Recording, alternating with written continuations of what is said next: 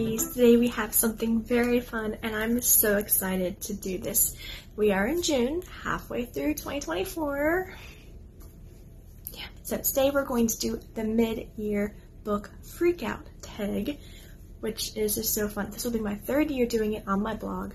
First time doing it on here, so that's really cool. And as of right now while I'm filming, I have not already written out my answers, so I'm just kind of off the top of my head, kind of not. And as I'm doing these, I am referring to my Goodreads list because to remember all these books would just be insane. So let's go ahead and do this. I'm very, very excited. First question, best book I've read this year, 2024. As of right now, I have read 52 books, and I completed my Goodreads challenge of 50 books for the year, which I knew I would surpass that, but I just didn't want to give this huge crazy number like I did last year, which was 100, and just have to stress over like, okay, I gotta get these books in, because yeah. So best book I've read this year.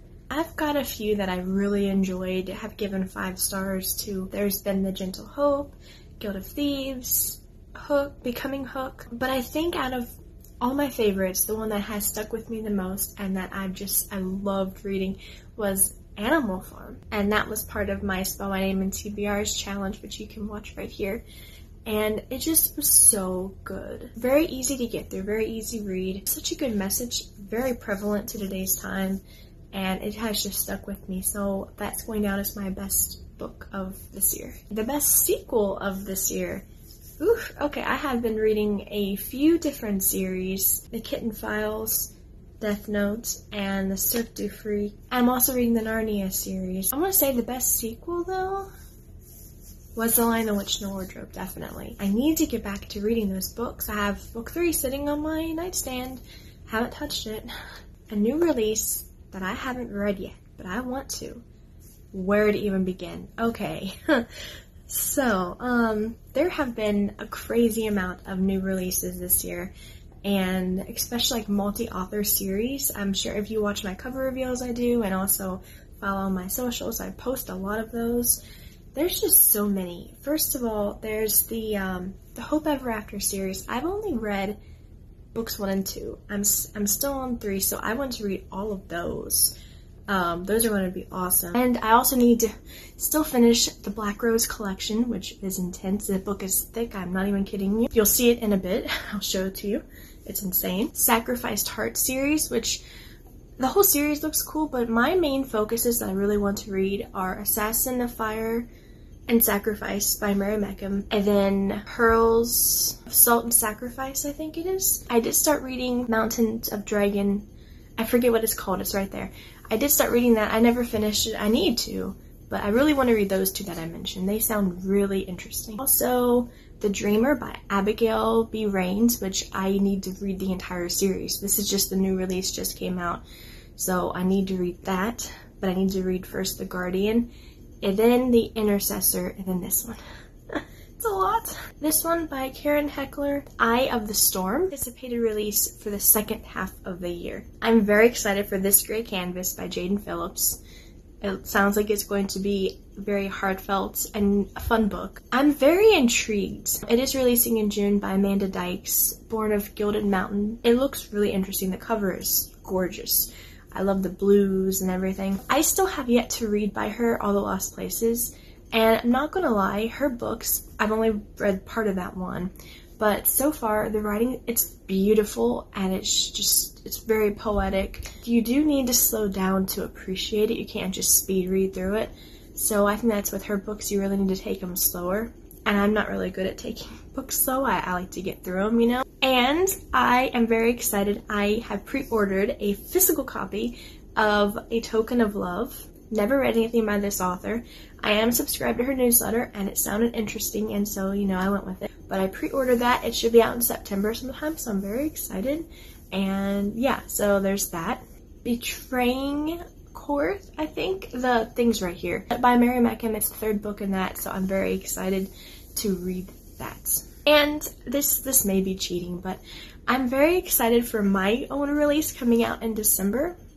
It is Peace Be Still, which is book 3 of the Abundant Blessing series, which is a Christian Christmas family saga. The books only take place between Thanksgiving and Christmas, or like New Year's Eve, but just for that a couple months span. And it just follows two families, completely opposite ends of the track. God brings them together through circumstances, and they just, I don't know, navigate life together. Christian series, but Peace Be Still has taken me 5 years to write. I'm not even kidding.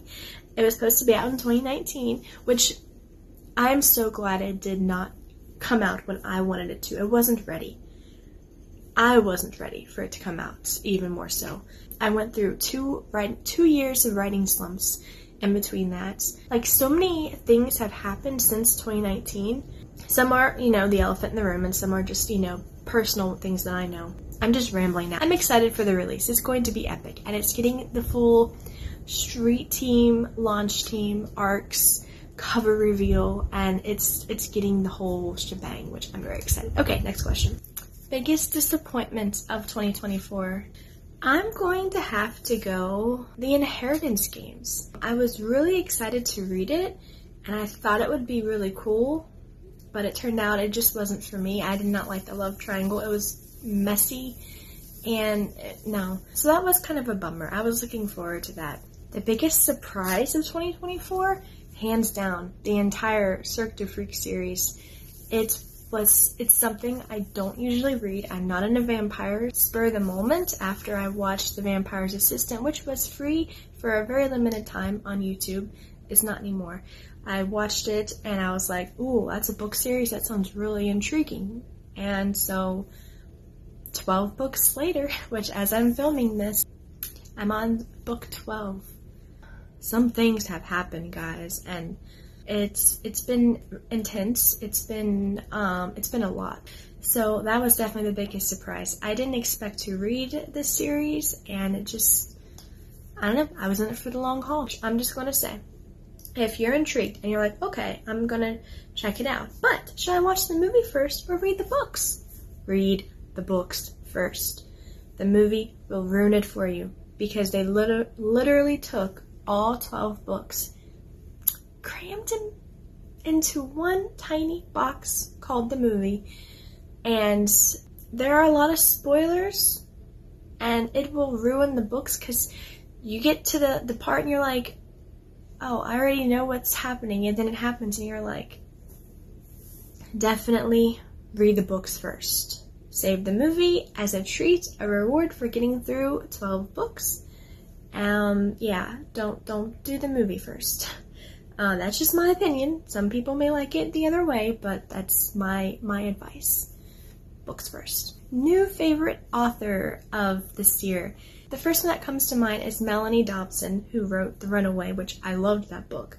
That would have been, I would have popped that up in my first question, my favorite read. Sarah Carlisle, who wrote A Gentle Hope, I love that book. And Jaden Phillips, I read The Guild of Thieves, and it was spectacular, so she's one of my new favorites as well. Newest fictional crush or ship? I liked Tinkerbell and Hook and Becoming Hook. That's all that really comes to mind, honestly, for that question. Newest favorite character so far in 2024. I tried to think through a lot of the characters, and there have been some good ones. However, nobody tops Mia in The Kitten Files. She's a cat, but she's adorable. I love her personality. She's funny, she's intelligent, she's clever, and I don't know, she's just amazing. She is my favorite character. Books that have made me cry this year. None so far. No tearjerkers yet. Books that made me happy. I had the best time reading The Kitten Files. It was just so wholesome, adorable, and just amazing. That, and I really have enjoyed reading the Narnia series. It's nostalgic, and it's meaningful, and it's just one of those feel-good books, I guess, like a comfort book. Favorite book to film movie adaptation. So I was thinking a lot about this when I, was getting my thing together, and it's like, I haven't really watched any. The only one I could think of was The Vampire's Assistant, and that was it. Then I went through my history on YouTube. I scrolled all the way back to January just for this tag, and you know what? I watched a lot of movies. Most recently, I watched White Fang with my sister. She did not like it. but that's okay. The Neverending Story, which was quite sad. It's iconic. It's a classic. And I want to watch the sequel. I've never read the book. I need to. Animal Farm cartoon. After I finished Animal Farm, I was like, oh, this was so amazing. Then I wanted to watch a movie. So I found a cartoon, watched it. It's from 1954. It was pretty insane. And so I was like, cool. And then I showed my sister, and she liked it pretty well. She wants to read the book. I also watched Hoots. Y'all remember Hoots? That was big when I was in school. At least like it was like newer, I guess. We read the book and then we watched the movie, and it was a moment. Lastly, I watched Sweeney Todd the Demon Barber of, I want to say, Fleet Street for the first time. Like, I had no background story about the musical, the play, nothing. All I did to prepare myself was watch a trailer. While watching, I really had no idea what was going on, which, I don't know, you just gotta listen to the music, because odds are in a musical, they're telling the story through the music. So you just gotta pay attention. And it was interesting. Quite bloody, quite gory, quite depressing. But there's a book. I cannot think. My brain is just gone today. But there's a book, and I do want to read that one. I think it'll be interesting. Very different from the Broadway show or the movie that I've heard. Now this next question is labeled as favorite bookish post I wrote this year, which for the sake of this video, I'm going to tweak it to favorite video that I did, because this is a book channel. I'm gonna say my favorite that I've done this year would be a toss-up between Clean Out My Kindle Part 1, Hummingbird, the ARC I did for Oceans and Pearls. But I think those would be my two favorite ones I did. Okay, we're getting now to my absolute favorite question of the whole tag, because it just makes me happy. Number 14, most beautiful book you've bought in 2024. In my blog post, because the first time I did this, I'm like, okay, so are we doing just physical books, ebooks? So I took it upon myself to do both, do a set of my physical books and ebooks. I only do ones that I've paid for because I get a lot of free books in a week, and so if I did that, we would be here literally all day long. Gotta go through my Amazon orders, my digital copies, scrolled through those all the way back to January, and I discovered I bought a lot more books, ebooks, than I remembered. So I went through, narrowed it down to my top favorite covers, and yeah. So we'll start with the physical copies first. They are very few and far between. I haven't bought many physical books, but both these books actually that I have, I'm going to show you, were gifts to me. This is the first one. My sister bought this for me for Easter, the Black Rose collection. You think it looks big? This thing is massive. It is a whopping, last book about the author is 609. 609 pages. I haven't picked this book up since Easter, and I was reading it. It was really good. I need to get back to it. I'm going to restart it anyway, so. This is the bookmark I'm using. Your Princess is in Another Castle. Love it. I'll just pop it in here. But I need to get back to this, because I'm very excited for this whopper of a giant, and it makes me so happy. It is a fantasy collection. There are 7 stories, and in all of the stories it focuses on the theme of receiving a black rose is a death sentence. So there's all kinds of things from there. I've only read the first story, and not even all of it, but what I did read was really good. And then my next physical copy, you probably saw it in my birthday book haul. My sister got this for me again, which is The Crocodile on the Sandbank by Elizabeth Peters. Isn't that so cool? And this is the bookmark we're using. I did start reading it. Right there. It looked kind of adventurous, I don't know. Going way back on my channel, I reviewed Kate M. Turner's Stolen Papyrus and book 2, The Lost or something, I forget, it's right there. And in her books, she had put, if you like Elizabeth Peters, these books, that you'll enjoy her books. Well, I'm going backwards because I enjoyed her so much. I'm checking this one out, and I'm very excited. Okay, now for the ebooks. And again, I did a lot more shopping than I thought. But my favorites, some of these I forgot I even bought.